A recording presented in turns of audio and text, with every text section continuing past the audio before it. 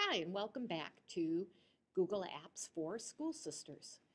In this video, I'm going to show you another little tip on how to kind of organize your inbox as far as messages go so that you can keep some of those important messages without having the um, fear of getting it deleted by Google or clogging up your inbox and making it almost impossible to see what kind of mail you have in there.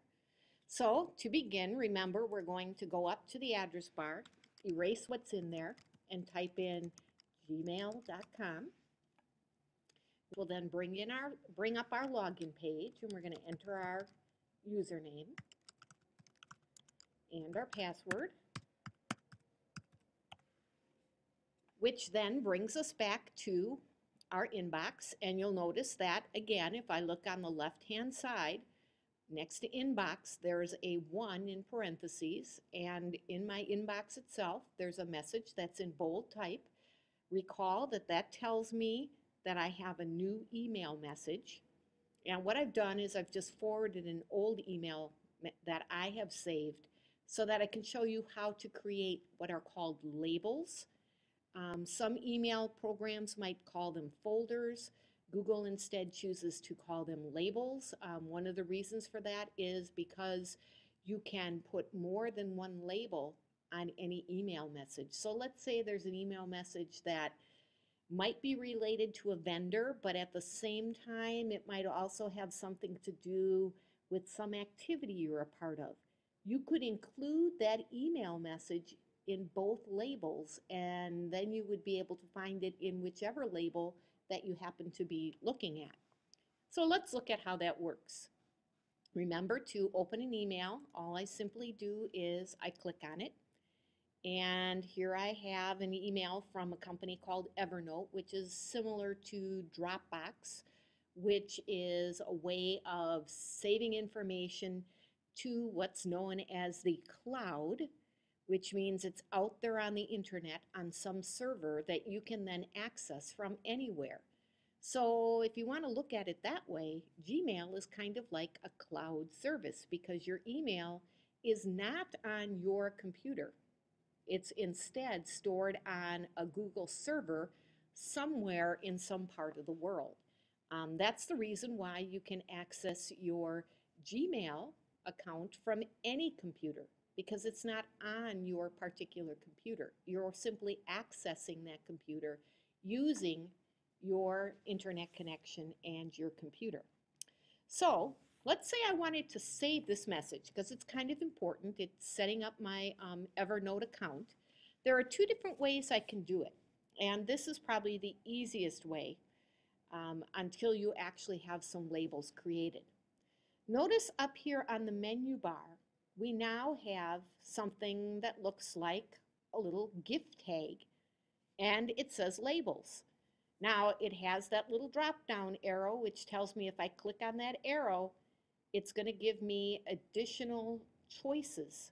So I want to create a new label, and I'm going to click on create, and it's going to give me a choice of what I want to call it. And in this case, I'm going to call it Evernote, the name of the, I'm going to put Evernote account, the name of the vendor that this email has come from. Now, I can put just about anything in there that's going to work for me to help me remember what that email is about. Now, I also have the option to nest it under another label. So if I have other labels, they would appear on this dropdown, and then I could say, like, let's say I wanted to call this the Evernote account, but I had another label that was just labeled Evernote. I could nest Evernote account under the Evernote label. So it's kind of like drilling down and becoming more specific. So now I'm going to say create. And now you'll notice that first of all, I get a note that the conversation has been added to Evernote account. The other thing you'll notice is over here on the left-hand side, all of a sudden I now have a label called Evernote account. Now, there are a couple of different things I can do once I have the label. And I have a drop-down arrow, so I can click there. I can choose to make it a different color so that it stands out more. Notice what happens. I now have a little purple box over here. And over at the top of my email, I now have a purple label that tells me it's in the Evernote account label. I also have inbox on here. So if I click on the X, remove label inbox from this conversation, it's going to do two things. First of all, it's going to put it in this label, but watch what happens when I click on inbox. It's no longer there. Didn't lose it. No need to worry, because if I click on the label Evernote account, there it is.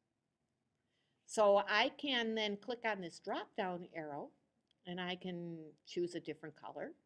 I can choose to show it in this list, but maybe I don't want to see it all the time. In the message list, I can show it or hide it, which means that if I get another email, I can then see if it relates to that particular topic. I can edit the label, which means I can change the name of it. I can remove the label, or I can add a sublabel. Now, for most of the things you're going to be wanting to do, I would suggest that what you'll want to do is choose color, make it look nice, and then I would say in the label list, hide it. That's the only change that I would make. Now, you'll notice what happened here. It's now, I can't see the Evernote account label. Again, does not mean that it has been deleted. It's still there. So if I click, so once again, remember that this was not deleting that email. It was simply putting it into a label. Now remember, we hid it from the label list. So if I click on more and I go down, I see Evernote account.